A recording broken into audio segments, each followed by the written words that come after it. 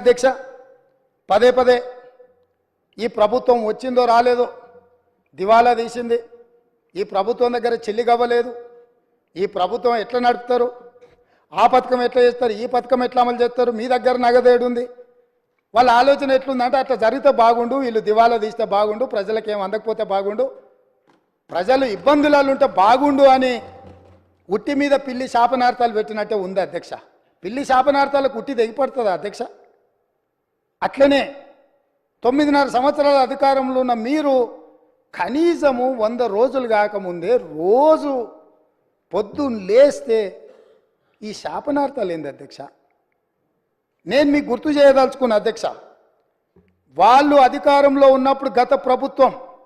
ప్రభుత్వ ఉద్యోగులు ఇక్కడ ఉన్నారు బయట కూడా ఉన్నారు ఈ ప్రభుత్వ ఉద్యోగులకు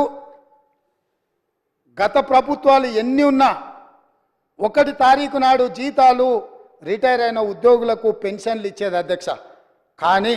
గత ప్రభుత్వం 25 తారీఖు వరకు విడతల వారీగా ప్రభుత్వ ఉద్యోగులకే జీత భత్యాలు ఇవ్వలేనంత పరిస్థితి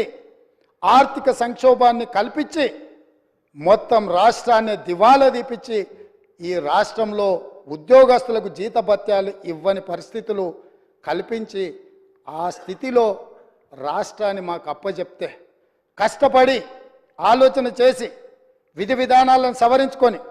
మా ఆర్థిక మంత్రి మా ఉప ముఖ్యమంత్రి బట్టి విక్రమార్క గారు కష్టపడి మొదటి నెల 4 తారీఖు లోపలనే జీత భత్యాలు ప్రభుత్వ ఉద్యోగుల ఖాతాలు వేసినాం ఈసారి మొదటి తారీఖు నాడు ఈ రాష్ట్ర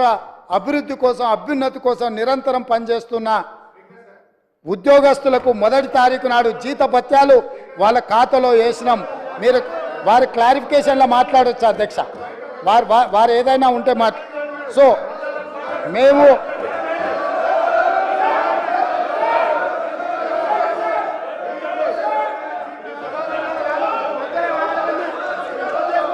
అధ్యక్ష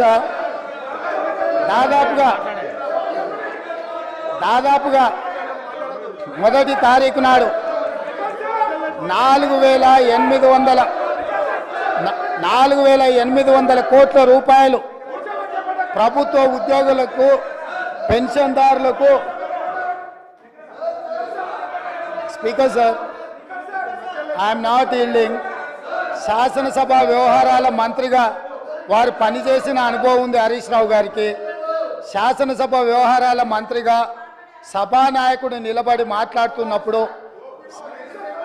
కనీస గౌరవం కానీ పాటించాల్సిన బాధ్యత వారి మీద ఉన్నది కాబట్టి ప్రభుత్వ ఉద్యోగులకు పెన్షన్దారులకు ఈ నెల మొదటి తారీఖు నాడు మేము జీత భత్యాలు వాళ్ళ ఖాతాలో వేసినాం అధ్యక్ష కనీసం ఈ విషయమైనా వారు అభినందిస్తారేమని మేము ఆలోచన చేసినాం అధ్యక్ష అయినా వాళ్ళకి మనసు రాలేదు అధ్యక్ష ఎందుకంటే ప్రజాస్వామిక పరిపాలననే వాళ్ళకు నచ్చదు కాబట్టి వాళ్లకు అభినందించాలన్న ఆలోచననే రాలేదు అధ్యక్ష అదేవిధంగా పదే రైతు బంధు గురించి రైతు బంధు పడలేదని రైతులను నిజంగానే వీళ్ళు రాజులను చేసినట్టుగా ఇట్లాంటి మాటలతో ఇంకా భ్రమలు పెట్టాలనే ప్రయత్నం చేస్తున్నారు అధ్యక్ష ఈరోజు నేను మీకు గుర్తు చేయదలుచుకున్నా అధ్యక్ష మీ ద్వారా వాళ్ళకు కూడా గుర్తు చేయదలుచుకున్నా ఆర్థిక మంత్రి అక్కడనే ఉన్నాడు లెక్కలు ఇక్కడనే ఉన్నాయి ఈ లెక్కలన్నీ నేను చెప్తాను కాదంటే వారి అవకాశం వచ్చినప్పుడు మీ అనుమతితో వారిని మాట్లాడమన్నారు అధ్యక్ష రైతు బంధు ఇంకా వేయలేదు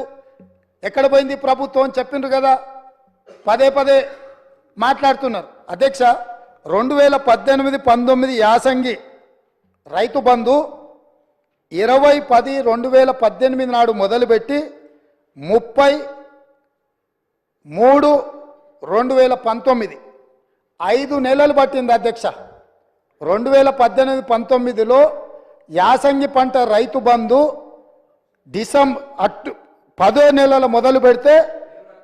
19లో మార్చి 30 తారీఖు వరకు వేసింది అధ్యక్ష 5 నెలలు పట్టింది వాళ్ళకు 2018-19లో రైతు బంధు వేయడానికి వస్తున్న ఎలక్షన్ ఇయరే కాదు ఆ తర్వాత సంవత్సరాలు కూడా ఉన్నాయి తొందర ఎందుకు 19-20లో యాసంగి 28-1-2020 నాడు మొదలుపెట్టి 23-10-2020 9 నెలలు పట్టింది అధ్యక్ష. ఒక్క యాసంగి పంటకు రైతు బంద్ వేయడానికి 9 నెలలు ఆనాటి ప్రభుత్వం తీసుకున్నది అధ్యక్ష. వీళ్ళ చరిత్ర ఇక మీ కరోనా వచ్చిందో ఇంకా మీ కర్మ కాలిందో నేనేం చెప్తా కానీ 2020-21 అధ్యక్ష 25/12/2020 నాడు మొదలుపెట్టి 22/4/2021 4 నెలలు పట్టింది అధ్యక్ష. 2020-21 సంవత్సరంలో యాసంగి పంట. 2022-23 అధ్యక్ష 21/12/2022 నాడు మొదలుపెట్టి 10/4/2023 4 నెలలు పట్టింది అధ్యక్ష. ఒకసారి అడుగుతున్నాం ఎన్నికలు అంటుండ్రు, రెండోసారి అడుగుతున్నాం కరోనా అంటుండ్రు, మూడోసారి అడుగుతున్నాం మా మామ చెప్పలేదంటారు, నాలుగోసారి అడుగుతున్నాం అల్లుడు తిరగనికి పోయిందని చెప్పేటట్టు అధ్యక్ష. ఎట్లా అధ్యక్ష? మీ పరిపాలన స్పష్టంగా అధికారిక లెక్కలు ఈ రకంగా చెప్తుంటే మేము వచ్చిందే మొన్న 60 రోజులు కాలేదు, ఆల్రెడీ మేము క్లియర్గా చెప్పినాము 100 రోజుల్లో వాటిని పూర్తి చేస్తామని. అయినా అప్పుడే రైతు బంధు ఇవ్వలేదు అని గగ్గోలు పెట్టి రైతులను రెచ్చగొట్టాలన్న ప్రయత్నం చేస్తే రైతులేమన్నా అమాయకుల అధ్యక్ష? వాళ్ళకి తెలీదా ఎవరి చిత్తశుద్ధి ఏంది, ఎవరి ఆలోచన ఏంది, ఎవరు ఏం చేస్తుండ్రో, ఎవరు ఏ రకంగా